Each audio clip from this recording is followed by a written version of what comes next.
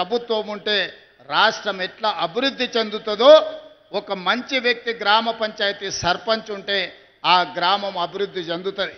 రాష్ట్రం అభివృద్ధి చెందాలంటే మంత్రివర్గం బాగుండాలి. గ్రామం అభివృద్ధి చెందాలంటే గ్రామ సర్పంచ్ వార్డు మెంబర్లు మంచోళ్ళు ఉండాలి. అంతే తప్ప మందు పోసిండను, క్వార్టర్ ఇచ్చిండను, ఫుల్లు తెచ్చిండను ఏదన్నా మన చిన్న చిన్న తప్పులు చేస్తే మనం గ్రామాలు దెబ్బతింటాయి. మంచోళ్ళని ఎన్నుకోండి, మంత్రులతో కలిసి పనిచేసేటోళ్ళని ఎన్నుకోండి, ఏడైనా ఈ ప్రభుత్వంతో కలిసిమెలిసి ఉండేటోళ్ళని ఎన్నుకోండి. కాళ్ళల్లో కట్టెలు పెట్టేటోడు ఉంటే వానికి రాజకీయంగా పనికొస్తుందేమో కానీ మీ గ్రామ అభివృద్ధికి నిధులు రావు. అందుకే ఈడున్న యువమిత్రులను 10 ఏళ్ళు రాజకీయాలు పక్కన పెట్టండి, మన సమస్యలను పరిష్కరించుకుందాం. అందరు ఏకంగా గ్రామాలలో వీలైనంత మేరకు ప్రజలను ఒప్పించే ఏకగ్రీవం చేసుకోండి. లేదా మంత్రులతోని ఎమ్మెల్యేలతోని కలిసి పనిచేసే సర్పంచులను గెలిపించుకోండి. అప్పుడు మన గ్రామాలకు నిధులు వస్తాయి.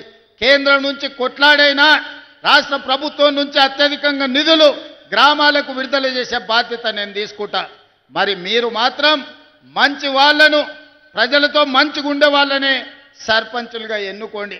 ఒకవేళ సర్పంచ్ కింద కిరికిరిగాడు వచ్చిందంటే మన కాలం 5 ఏళ్ళు చూస్తుంటేనే కండ్ల ముందల కరిగిపోతుంది. ఎక్కడైనా మన చుట్టం ఉంటే ఉండొచ్చు, ఏడ బావ అన్నా సరే కానీ వంకాయ తోట కాడ బావ అనొద్దని వెనకడికి పెద్దోళ్ళే చెప్పారు. అవునా? ఇక ఒకడొకడు ఉంటాడు, వాడు 3 ఏళ్లకు 33 దొడ్లు ఉన్నాయని పొంకనాలు చెప్పేటోడు వస్తాడు. ఇట్లాంటోళ్ళని కింద మీరు వార్డు మెంబర్లుగా సర్పంచులుగా చేసిరంటే మీరు బుద్ధిమంతుడని సర్ది కడితే వాడు చక్కగా బొడ్రాయి కాడు వైపు భోంచేసి మళ్ళీ వచ్చి ఇంకేం పెడతామని అడిగిండు అనుకో, మీ ఊర్లన్నీ దెబ్బతింటాయి. అందుకే బుద్ధి ఉన్నోని, మంచి ఆలోచన ఉన్నోని, గ్రామాన్ని అభివృద్ధి చేయాలన్న పట్టుదల ఉన్నోని, స్థానికంగా మంత్రులతోని కలిసి పనిచేసేటోళ్ళను, మంత్రుల దగ్గర పోయి కూర్చొని నిధులు తెచ్చుకునేటోళ్ళను. ఇవాళ ఉస్నాబాద్కి ఎందుకు వచ్చినాయి నిధులు?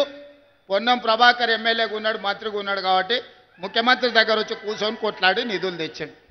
రేపైనా మీ గ్రామాలకు నిధులు రావాలంటే ఆ సర్పంచ్ ఎమ్మెల్యే దగ్గరనో మంత్రి దగ్గరనో కూర్చొని ఈ ప్రభుత్వంలో నిధులు తెచ్చుకోవాలి. మంచిగా అడిగితే నిధులు వస్తాయి, మాట్లాడితే నిధులు వస్తాయి, మన సమస్యలు చెప్పుకుంటే నిధులు వస్తాయి.